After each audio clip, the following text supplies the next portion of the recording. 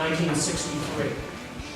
Well, I think today is a really good opportunity for the community to come together as a whole to just talk about some really important issues and reflect on a very influential American in our history.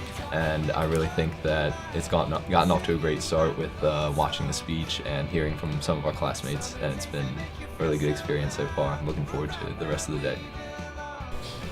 Being open-minded and looking past just one layer of person can make you more diverse as a person and make everybody feel welcome in the community. I'm not really the face of diversity. Y'all are probably thinking that too.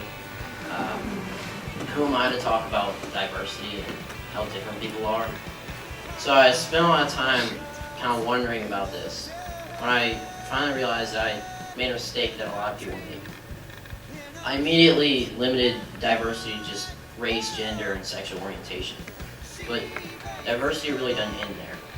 Now, as you prepare to watch the speech, there's some things I want you to think about and some things I want you to look for. All right, first of all, as Dr. Turner has already told you, the world in 1963 was very different.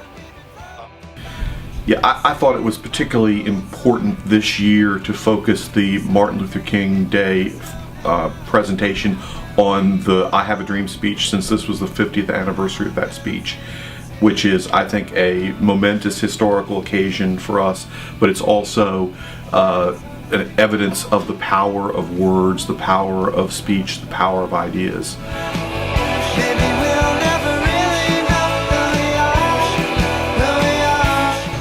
At first we met in the chapel and we heard from two separate teachers and two students about Martin Luther King and the impact that they had on their lives. And then after that we went to classrooms and we discussed about Martin Luther King and just his whole ideas, all of his ideas. After we were divided into different groups in different classrooms, we discussed that I Have a Dream speech.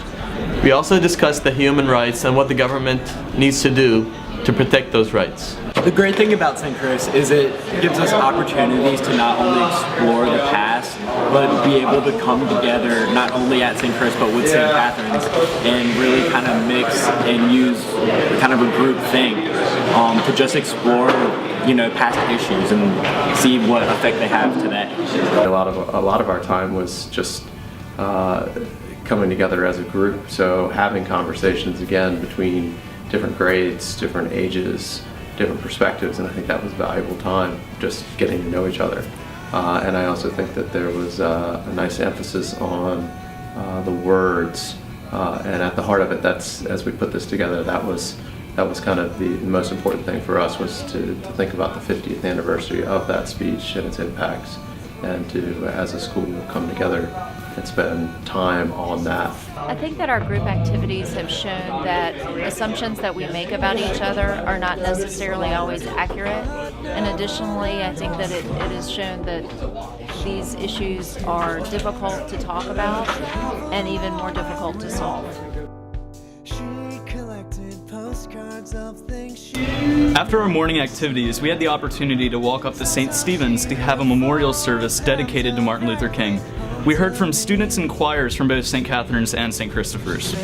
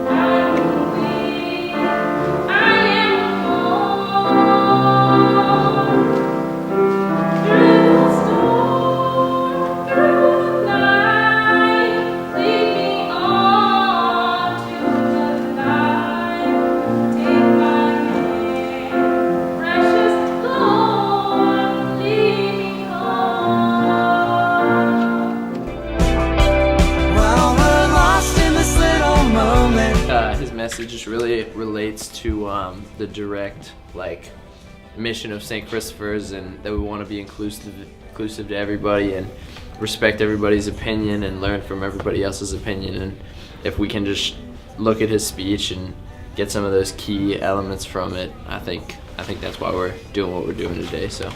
Well, I think that this day is really important for us to grow as a community together, where we can accept the differences of others and learn to embrace them and use them to our advantages to help grow our community for the better. What the speech means to me is it means that everybody's treated equal and that people shouldn't be treated based on something that they can't change, such as their skin color or where they're born. They should be treated on how they act and what they make of themselves.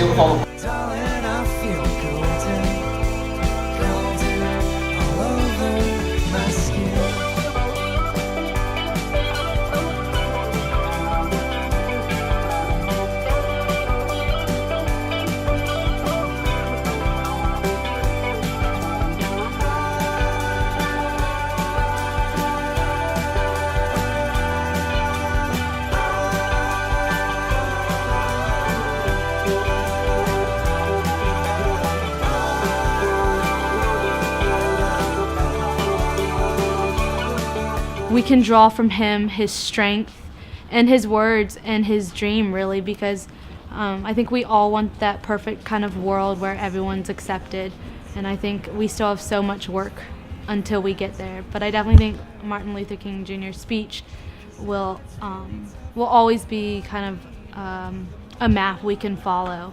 The more you're crying, all of the good and all of the bad has really shaped you and your life. And there's Everyone has a dream. Martin Luther King showed us how to reach it.